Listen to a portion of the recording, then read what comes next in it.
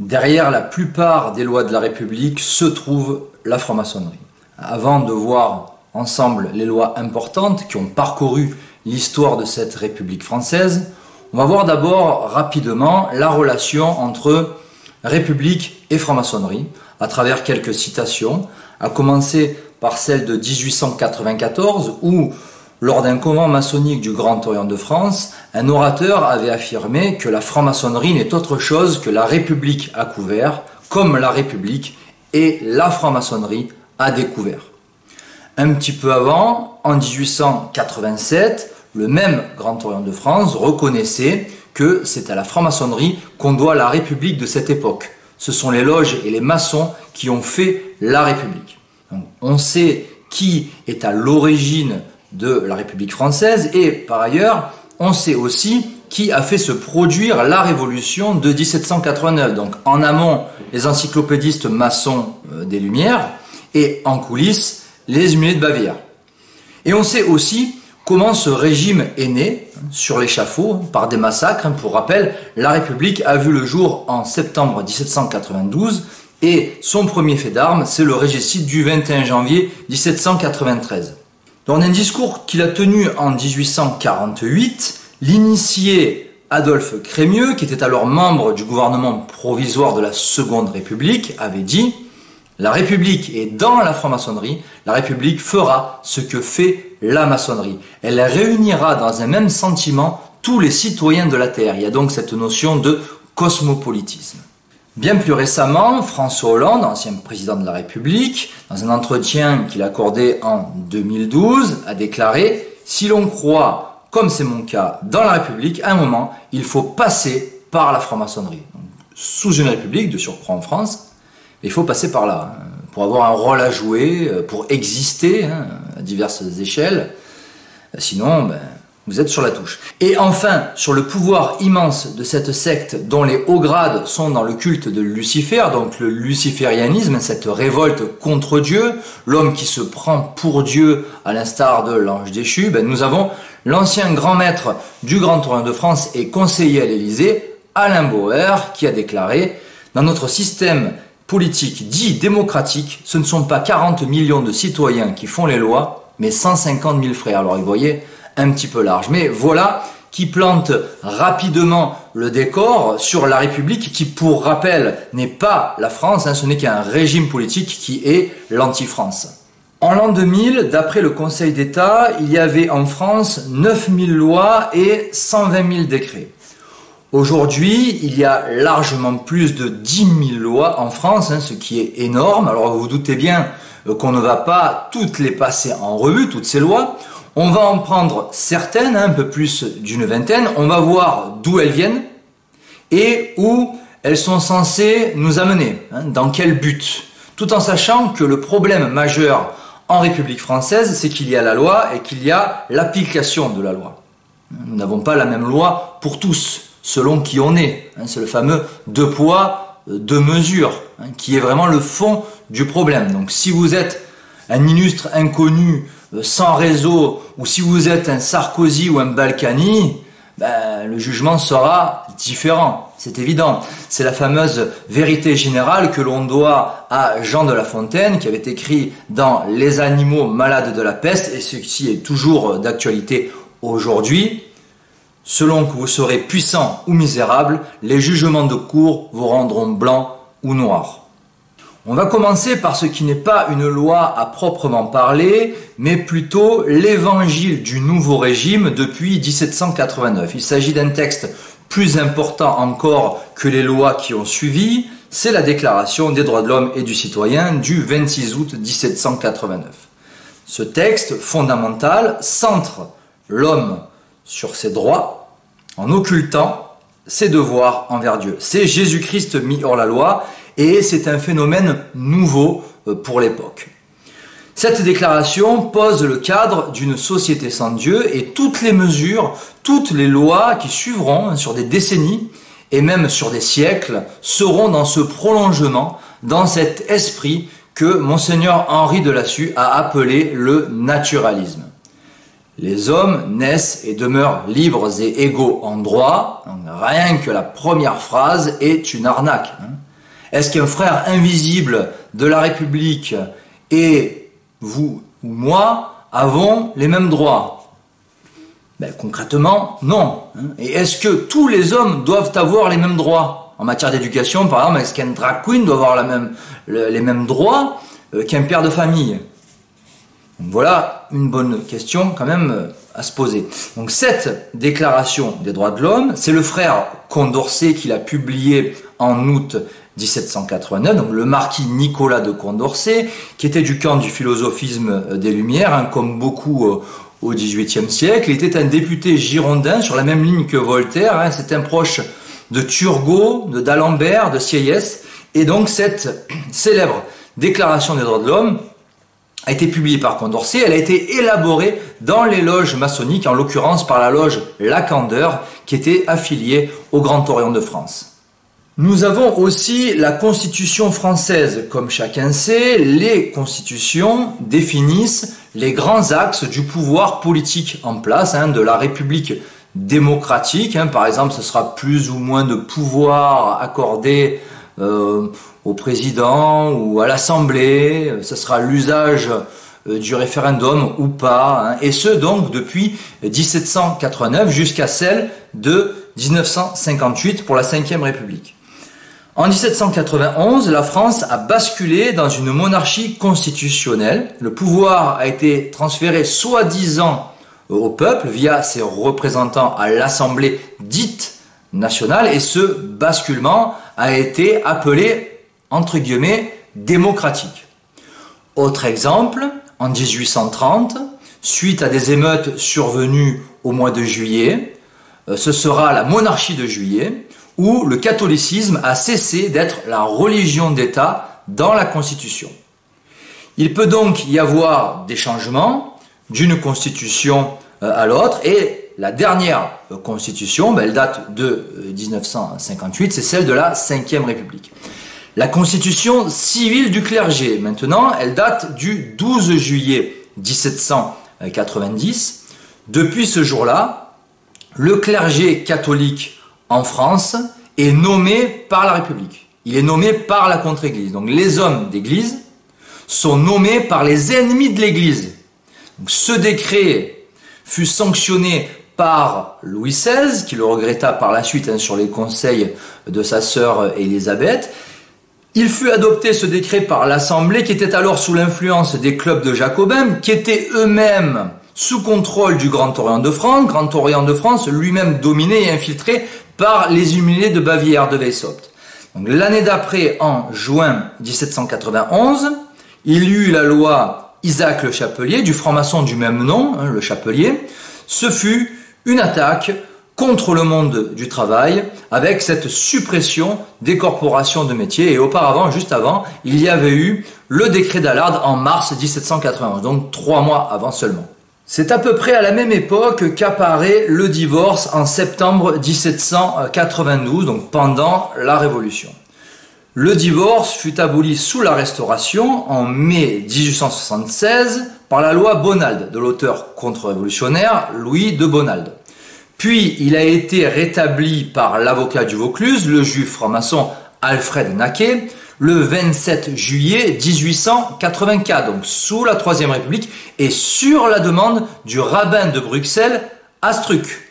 Alfred Naquet l'avait alors clairement avoué.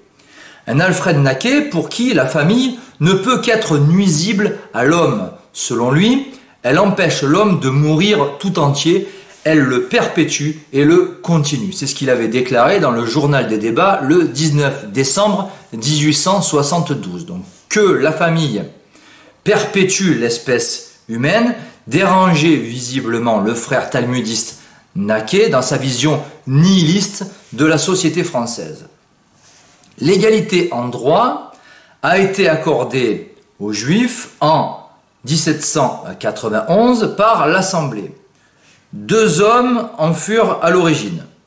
Ce sont 2 francs-maçons, l'abbé Grégoire et le comte de Mirabeau. Alors, abbé Grégoire proche d'Adolphe Crémieux, donc déjà ça sentait pas bon, et le comte de Mirabeau, un agent des humiliés de Bavière. Donc un franc-maçon ecclésiastique et un franc-maçon du Grand Orient de France, un franc-maçon illuministe, pour valider cette égalité en droit. Car auparavant, les Juifs avaient un statut à part, ils n'étaient pas des citoyens français. Dans le prolongement de cette égalité en droit, nous avons eu plus tard, en 1870, le décret Crémieux. Grâce à ce décret, les Israélites d'Algérie, comme par exemple Jacques Attali ou Éric Zemmour, sont déclarés citoyens français. Car comme je le disais, avant, ils ne l'étaient pas. Donc ce décret Crémieux date du 24 octobre 1870. Il fut signé par Crémieux lui-même et aussi par Léon Gambetta, un haut initié du Grand Orient de France sur lequel je vais revenir. Ce décret fut ensuite aboli sous le régime pétainiste de Vichy, donc l'État français, puis il fut rétabli le 22 octobre 1943 par le général de Gaulle. Le même de Gaulle qui a aussi rétabli la République et la franc-maçonnerie en France, et qui, selon certaines sources, comme Henri Barbier, que je salue, de Gaulle était un franc-maçon. Adolphe Crémieux, de son vrai nom Isaac Jacob, fut le fondateur de l'Alliance israélite universelle dès 1860. On est déjà dans le lobby juif à cette époque, et ce, bien avant le CRIF qui a été fondé en 1944. Crémieux fut ministre de la Justice sous la Seconde République. Il se permit de chasser le roi Philippe du trône en 1848, c'est dire le pouvoir qu'il avait à cette époque. C'est le 29 juillet 1881 que fut promulguée la loi sur la liberté de la presse. C'est intéressant d'y revenir. Un homme, Jules Grévy, était alors le président de la République française de janvier 1879 à décembre 1887. C'était un franc-maçon du Grand Orient de France, un initié de la loge La Constante Amitié. Alors vous remarquerez que les noms des loges, c'est toujours l'amitié, la fraternité, la liberté, et jamais le cercle des comploteurs criminels, par exemple. Ben oui, forcément. Le décret de cette loi sur la liberté de la presse fut signé par deux hommes, Ernest Constant et Jules Ferry. Alors Ernest Constant était un franc-maçon notoire, ministre de l'Intérieur et des Cultes, et Jules Ferry fut ministre de l'Instruction publique, donc l'ancienne éducation nationale. C'est un franc-maçon du Grand Orient de France lui aussi, affilié à la loge La Clémente Amitié, puis à l'Alsace-Lorraine. Et c'est intéressant, le but de Jules Ferry, c'était d'établir une société et un enseignement sans Dieu. Donc c'était typiquement dans l'esprit de 1789, dans l'esprit de la Déclaration des droits de l'homme. Cette loi sur la liberté de la presse devait soi-disant protéger la liberté d'expression. Elle a notamment ouvert la voie au droit au blasphème qui avait été réclamé par Jules Simon, un député, sénateur et ministre de l'Instruction publique qui fut initié maçon le 3 juillet 1870 dans la loge Le Réveil maçonnique à Boulogne. Concernant cette liberté de la presse, donc la presse libre et indépendante, dans la plupart des cas, c'est une blague. Voilà, on va dire les choses, ça n'existe pas. Qui paye décide. Les médias sont au service de la prétendue démocratie, qui est en fait une plutocratie, je ne vous apprends rien. Et sous la Troisième République, il s'agissait déjà d'une presse soumise aux intérêts du régime. C'était la liberté totale pour la propagande maçonnique antichrétienne à cette époque, alors que l'instruction publique, incarnée par Jules Ferry, consistait à faire croire que la France est née en 1789, que la morale est universelle, qu'elle ne vient pas des évangiles, et qu'elle serait détachée de la religion. Il y avait aussi cette idée que l'enfant appartient entièrement à l'État avant d'appartenir à ses parents. Donc on retrouvait cette idée sous la Troisième République, bien avant avec le montagnard franc-maçon Danton, qui avait pris part activement à la terreur, et puis bien plus récemment avec Laurence Rossignol du Parti Socialiste qui a tenu ce genre de propos dans l'émission Ce soir ou jamais sur France 3 chez Frédéric Tadei. Alors, le but de la manœuvre, c'était que l'État maçonnique ait totalement la main sur l'éducation et sur l'enseignement à la place des religieux. La même année que cette prétendue liberté de la presse, il y eut donc les lois Ferry de l'initié maçon Jules Ferry. Lois qui ont institué l'école laïque, gratuite et obligatoire. Alors, cette instruction laïque avait été réclamée 11 ans auparavant par le Grand Orient de France, en juin 1870, et c'est donc un de ses membres du Grand Orient, Jules Ferry, qui l'a mise en place. Alors, école laïque égale école anticatholique et école gratuite seulement si l'enseignement est laïque et qu'il est encadré par l'État. Encore aujourd'hui, nombre d'écoles privées, qu'elles soient sous contrat ou hors contrat, ne sont pas gratuites, elles sont payantes. Le but, c'était de former des libres penseurs et non des croyants, et ce dès l'enfance. Et ce fut le vœu du frère Decker-Grobel, qui était inspecteur d'académie. Dans le prolongement des lois Ferry, depuis juillet 2019, l'école est rendue obligatoire dès 3 ans et non dès 6 ans par la loi Blanquer, qui impose des symboles républicains dans les écoles. En l'occurrence, le drapeau bleu, blanc, rouge, le drapeau de l'Union européenne aussi, le slogan liberté, égalité, fraternité et les paroles de la Marseillaise. En son temps, Jules Ferry s'était offusqué de l'illettrisme en France. Avec l'enseignement laïque qu'il a institué, cet illettrisme n'a fait qu'augmenter et le niveau scolaire n'a fait que régresser. On juge un arbre à ses fruits, soit dit en passant, et les fruits de cet enseignement sont objectivement mauvais. On assiste dès la Troisième République à une laïcisation de l'enseignement en France, en même temps que s'applique une persécution anti-religieuse incarnée par un homme issu du Grand Orient de France, et cet homme c'est Léon Gambetta, initié franc-maçon à la loge La Réforme à Marseille, d'abord avocat, puis député, ministre de l'Intérieur, ministre des Affaires étrangères, président du Conseil des ministres et surtout homme fort du gouvernement à cette époque. Cette dictature anti-religieuse qu'il incarnait avait été décidée au convent maçonnique de Locarno en octobre 1872. Et vous retrouvez cette information dans le livre de Monseigneur Henri de Lassus, Les pourquoi de la guerre mondiale.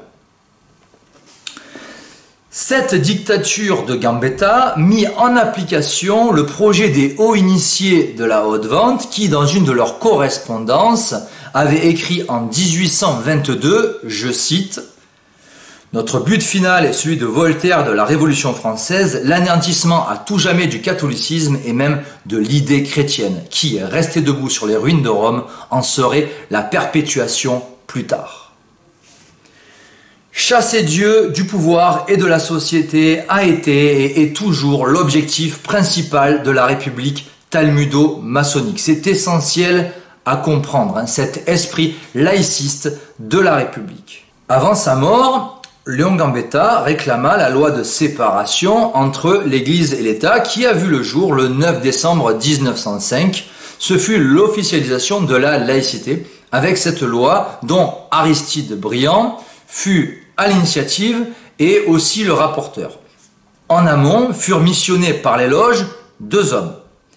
Émile Combes, puis Maurice Rouvier, qui avait cofondé en 1868 la revue L'Union maçonnique. Et bien sûr, nous avons donc Aristide Briand, ministre sous la Troisième République, à la justice, ministre aux Affaires étrangères, président du Conseil des ministres, et qui a ouvertement soutenu le sionisme, et Chaim Weizmann qui fut le premier président de l'État d'Israël jusqu'à sa mort en 1952, et Weizmann fut aussi par ailleurs le conseiller d'Arthur Balfour. Donc Arthur Balfour, rédacteur officiel de la déclaration Balfour, un foyer national juif en terre de Palestine, alors que le rédacteur officieux, le véritable rédacteur, était Alfred Milner. Donc on voit que tout ceci est lié. République, franc-maçonnerie, sionisme.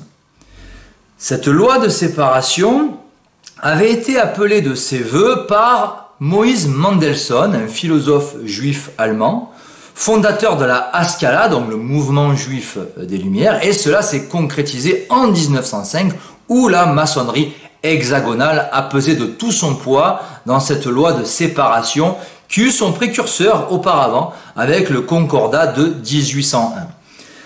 L'année d'après, en 1906, on remarque que la mention « Dieu protège la France » a disparu de la monnaie.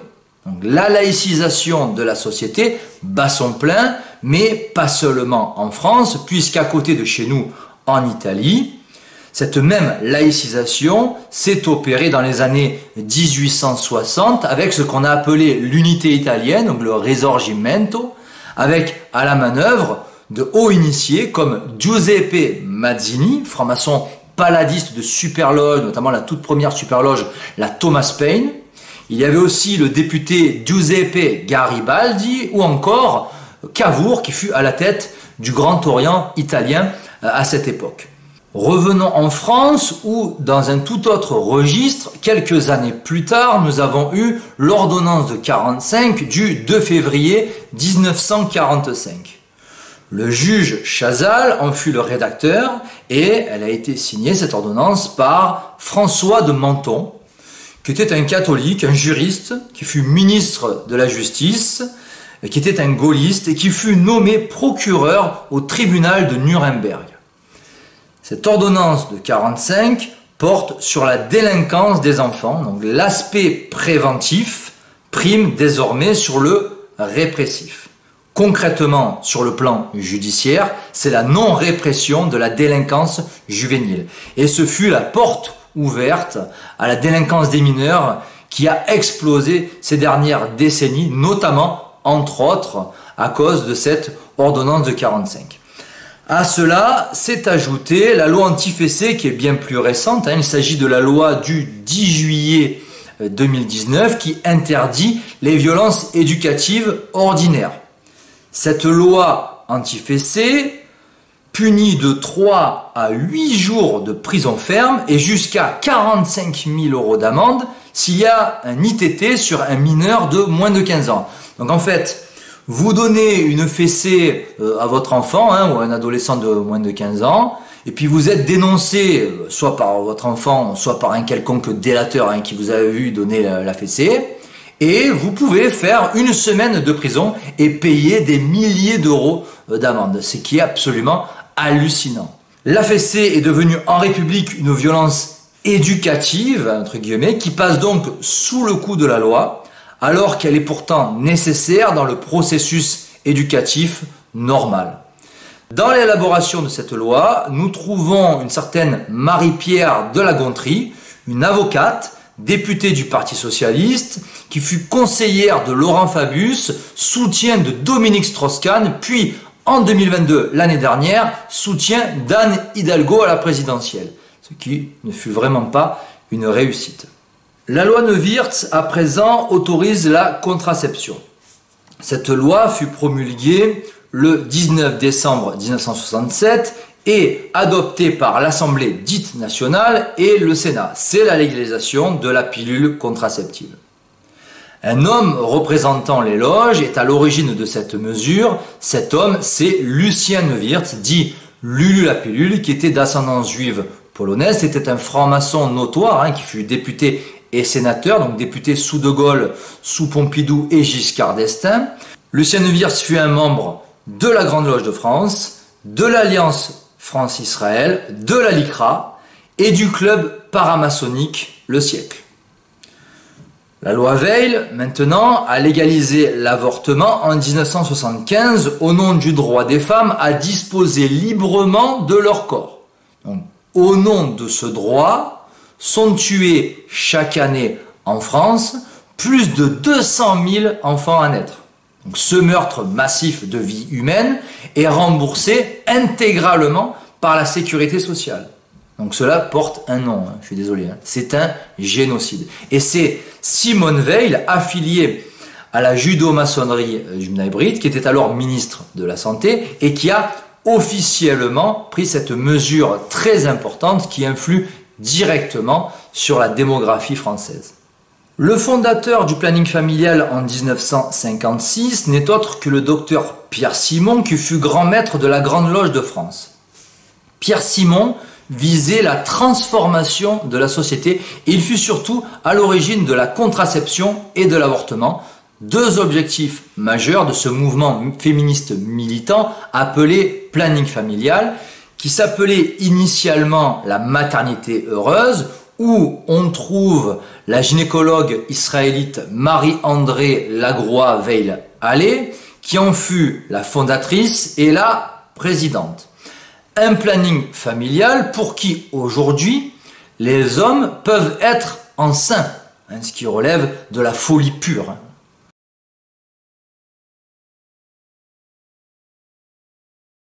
À l'échelle mondiale, concernant le contrôle des naissances, nous avons les Rockefeller avec leur fondation, particulièrement John Davison Rockefeller III.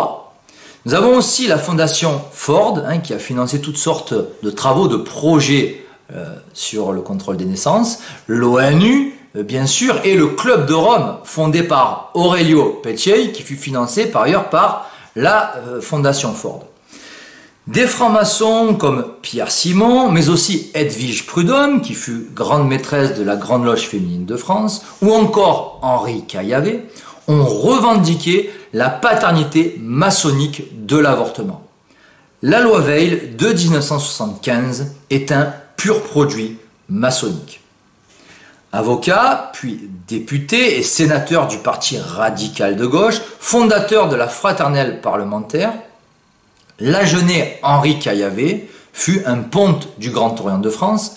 Il avait écrit un texte pro-avortement qui est devenu celui de Simone Veil, et il fut aussi l'auteur d'une proposition de loi pour l'euthanasie. Il était vraiment très engagé sur cette question, et on va y venir à l'euthanasie, et il fut également à l'origine du réseau Voltaire, ce média non aligné, dirigé aujourd'hui par Thierry Messant, qui, comme Caillavet, est issu du Parti radical de gauche. La légalisation de l'IVG, donc l'interruption volontaire de grossesse, en 1975, sera suivie de son remboursement dès 1982. Ce sera la loi Roudy, d'Yvette Roudy, franc-maçonne de la Grande Loge féminine de France, une obédience qui est placée sous l'autorité du Grand Orient de France, qui est assez cocasse quand même, pour une féministe qui prône l'égalité homme-femme, d'être dans une maçonnerie 100% féminine et sous l'autorité donc d'une obédience maçonnique qui est qui était en tout cas exclusivement masculine. Donc, Yvette Roudy fut ministre des droits de la femme sous la présidence de François Mitterrand. C'était une députée européenne, puis une députée à l'Assemblée. Elle fut à l'origine de deux lois qui portent son nom, les deux. L'une pour le remboursement de l'IVG en décembre 1982, l'autre sur la parité homme-femme en juillet 1983.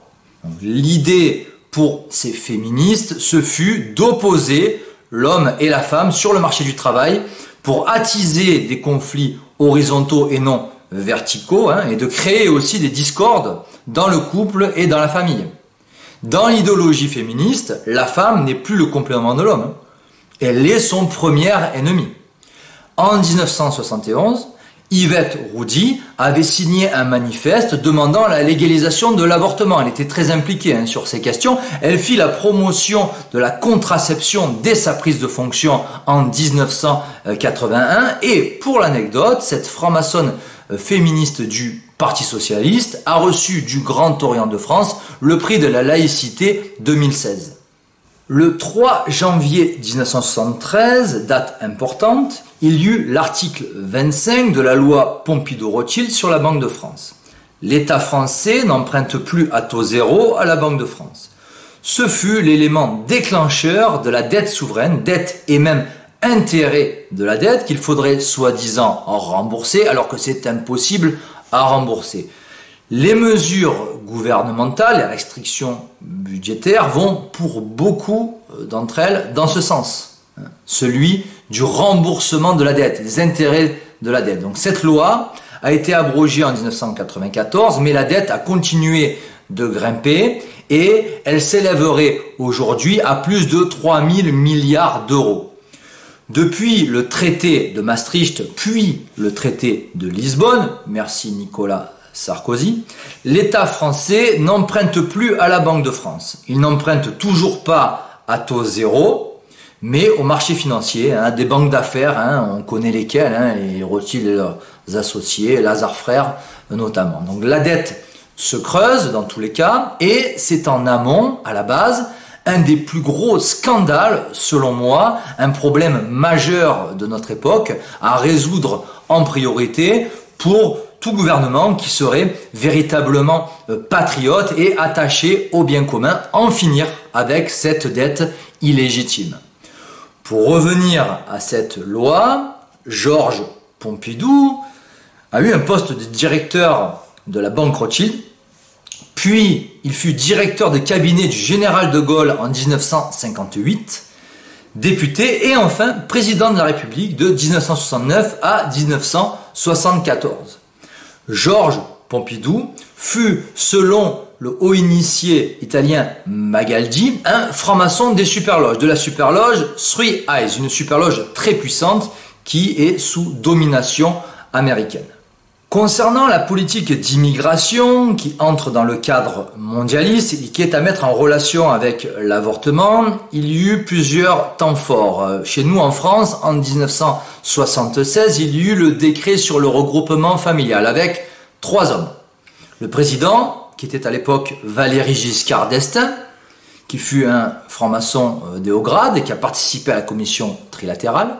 Jacques Chirac, qui était alors Premier ministre, hein, qui, selon Magaldi, a été un franc-maçon des superloges de l'Atlantis Aletheia et qui, d'après des journalistes de l'Express, a été initié maçon à la Grande Loge l'Alpina en Suisse. Et puis enfin, le ministre du Travail, qui était à l'époque Michel Durafour. Puis il y eut, dès 1985, à l'échelle internationale, à l'échelle européenne, les accords de Schengen, c'est-à-dire la suppression des frontières dans l'espace Schengen en Europe. À propos de cette Europe, nombre de lois proviennent des directives de l'Union européenne depuis sa création en 1992 avec le traité de Maastricht. À l'origine de la loi Fabius-Guessot, nous trouvons la judéo-maçonnerie du B'nai B'rith dont Laurent Fabius ferait partie. Dans un document daté et signé du 24 septembre 1987, le B'nai B'rith a dénoncé le Front National pour prétendue xénophobie. Ce même B'nai B'rith a réagi aux déclarations de Jean-Marie Le Pen sur le fameux point de détail concernant les chambres à gaz lors de la Seconde Guerre mondiale. Et par conséquent, cette Union française des associations du B'nai B'rith, pour être précis, a demandé au gouvernement de présenter à l'Assemblée nationale une loi visant la condamnation de toute publication et de tout discours discriminatoire à caractère racial ou antisémite. Cette loi comporterait en particulier une condamnation sévère pour toute négation de l'extermination du peuple juif ou la banalisation de l'histoire à cette époque.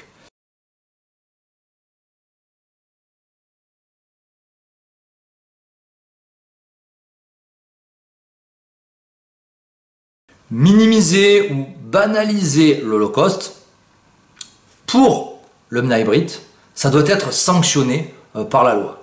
Le 13 juillet 1990 a été promulguée la loi Fabius-Guessot qui fut la réalisation concrète de cette demande du B'nai B'rith.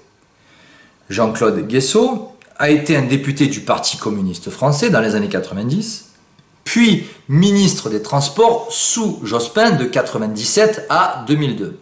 Alors que Laurent Fabius fut directeur de cabinet de François Mitterrand sur décision de Jacques Attali, donc en fait il est le poulain de Jacques Attali depuis les années 80. Il a occupé divers portefeuilles ministériels avant d'être aujourd'hui le président du Conseil constitutionnel. Il a été ministre des Affaires étrangères, de l'économie, du budget, président de l'Assemblée, premier ministre du Parti socialiste, et puis surtout il a été mouillé dans diverses affaires, notamment celle du sang contaminé. Tout comme son fils a été mouillé dans pas mal d'affaires aussi, donc Laurent Fabius, son fils qui est Thomas Fabius et qui est un escroc notoire. Le talmudiste Laurent Fabius use volontiers de la pleurnicherie victimaire et du chantage à l'antisémitisme dès qu'il s'agit d'Israël, dont il est un ardent défenseur, et vous retrouverez sa déclaration dans The Time of Israel. Laurent Fabius avait par ailleurs inauguré le musée de la franc-maçonnerie en 2010, et selon moi, il est évident qu'il en est. Toujours sur le terrain de la liberté d'expression, il y eut la loi Avia du 24 juin 2020 sous prétexte de lutte contre la haine sur Internet. Donc l'idée, c'est de censurer des opinions contraires à la doxa, sous couvert de lutte contre le racisme et l'antisémitisme sur Internet. On connaît la chanson. Alors derrière cette loi Avia, de l'ex-députée macroniste Laetitia Avia, nous trouvons un certain Gilles Taïeb, qui est le vice-président du CRIF et qui est aussi le véritable initiateur de cette loi liberticide. Au niveau de la liberté d'expression en France, entre la loi Guesso et la loi Avia, nous trouvons à la manœuvre le Bnai Brit et le CRIF. Dire froidement la vérité sur certains lobbies, sur le pouvoir en place, sur le système en place, sur cette république talmudo-maçonnique, c'est selon eux délictueux. Ça doit être censuré et ça doit se passer sous le coup de la loi.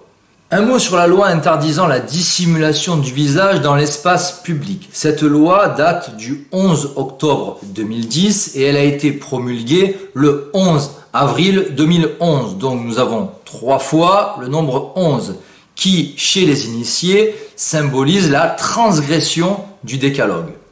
Alors pour le bal masqué ou pour le carnaval, là ça passe, il n'y a pas de problème. La guignolade, c'est bon, c'est open bar en République. Par contre, pour les musulmanes ou même pour les catholiques qui se couvrent la tête, là ça passe pas. Là c'est pas bon, avec cette loi promulguée au nom de la laïcité. Donc cette loi est apparue sous la présidence de Nicolas Sarkozy, qui est issu du Grand Orient de France, membre de plusieurs superloges, notamment la superloge européiste Pan-Europa, ou aussi celle des néoconservateurs sionistes, la Hathor Pentalpha. Le premier ministre à l'époque était alors François Fillon, qui a notamment participé au club paramaçonnique et mondialiste du Bilderberg, qui vient de se réunir à Lisbonne au Portugal. La loi Taubira a légalisé le mariage homosexuel. Elle a été adoptée il y a 10 ans, le 23 avril 2013. D'après la journaliste Sophie Coignard, la guyanaise Christiane Taubira est affiliée à la Grande Loge féminine de France, ce qui n'est pas une surprise. Le premier mariage homosexuel en France, c'était entre 2 hommes, a été célébré le 29 mai 2013 à Montpellier avec une maire du Parti Socialiste, une certaine Hélène Ladrou. Il y avait eu un mariage entre 2 hommes en 2004 à Bègle par le maire écologiste Noël Mamère, mais il avait été annulé par la Cour de cassation. Auparavant, je rappelle qu'en 1999 avait été voté le Pacs sous Jospin. C'était déjà une avancée des droits LGBT. Et encore avant, en 1982, l'ancien ministre de la Justice, Robert Badinter, donc membre du Bnai Brit, membre du comité directeur du CRIF, qui fut avocat du CRIF et aussi avocat de la LICRA, donc Robert Badinter, avait dépénalisé l'homosexualité. Homosexualité qui avait été décriminalisée par la Révolution en 1791. Donc on voit qu'il y a une cohérence, une continuité historique dans tout ça. Il y a donc eu plusieurs étapes dans l'avancée des droits LGBT en France. Il faut savoir que la transphobie est également réprimée par la loi, c'est la loi 2012-954 du 6 août 2012 qui sanctionne le harcèlement sexuel et la transphobie, de telle sorte qu'on ne peut plus rien dire sur ces sujets-là. Les transgenres, tout comme l'homosexualisme. À cela s'ajoute l'absurde, la grotesque théorie du genre, depuis le 28 septembre 2022, c'est récent, le Conseil d'État a validé une circulaire du ministre de l'Éducation nationale, Jean-Michel Blanquer, qui autorise les enfants transgenres à porter le prénom de leur choix à l'école. C'est la circulaire Blanquer, de Jean-Michel Blanquer, qui a par ailleurs présidé le dîner annuel de la Grande Loge de France en 2017 et qui a avoué ses convergences avec les valeurs maçonniques entre guillemets. Donc je crois que ça se passe de commentaires. Plus grave encore, il y a ce rapport de l'ONU, ce super État maçonnique, pour paraphraser Léon de Poncin, donc, qui recommande l'ONU la sexualisation de l'enfance à l'école. Une école qui, selon l'ONU et l'OMS, doit leur apprendre la masturbation, à construire des relations homosexuelles, à utiliser la pornographie en ligne et à leur apprendre des techniques sexuelles comme la fellation.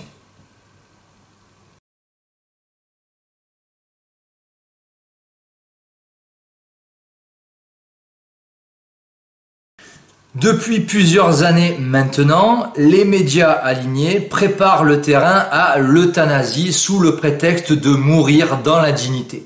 Alors si vous mourrez euthanasié par la République, injecté, donc là pour la République c'est digne, là c'est bon. Par contre si vous mourrez en souffrant, sans être injecté, là la République peut estimer que non, c'est indigne. Et pour Jacques Attali, président officieux de la République française, je le rappelle, est mentor d'Emmanuel Macron, donc pour Attali dans son livre L'avenir de la vie, qui a publié en 1981, l'euthanasie sera un instrument essentiel de nos sociétés futures.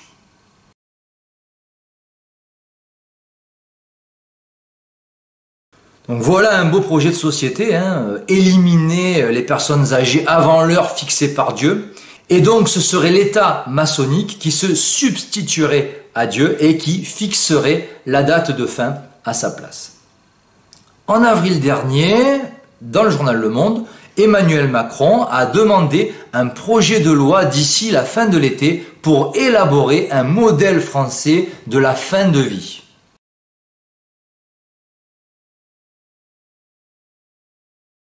C'est l'autre nom de l'euthanasie, donc il y a juste le terme qui change. On a donc aussi le droit de mourir dans la dignité. Donc voilà, donc tous ces gens-là, vous l'avez compris, donc tous ces francs-maçons, particulièrement ceux du Grand Orient de France, poussent derrière le suicide assisté, qui est l'euthanasie. Ils poussent à la damnation des âmes, qui est l'objectif ultime de la franc-maçonnerie, synagogue de Satan. Simple question. Toutes ces lois que je viens rapidement d'énumérer aujourd'hui et qui sont l'œuvre des loges maçonniques, qu'elles nous viennent de Bruxelles ou pas, ont-elles produit de bons fruits? Y a-t-il eu des effets positifs, concrets dans la société? Le niveau scolaire a-t-il augmenté? On a vu que non. Le niveau moral, encore moins. Si l'humain s'accommode de toutes ces mesures iniques, s'il les cautionne, s'il finit par les approuver, on ne le force pas non plus, mais c'est qu'il y a une raison.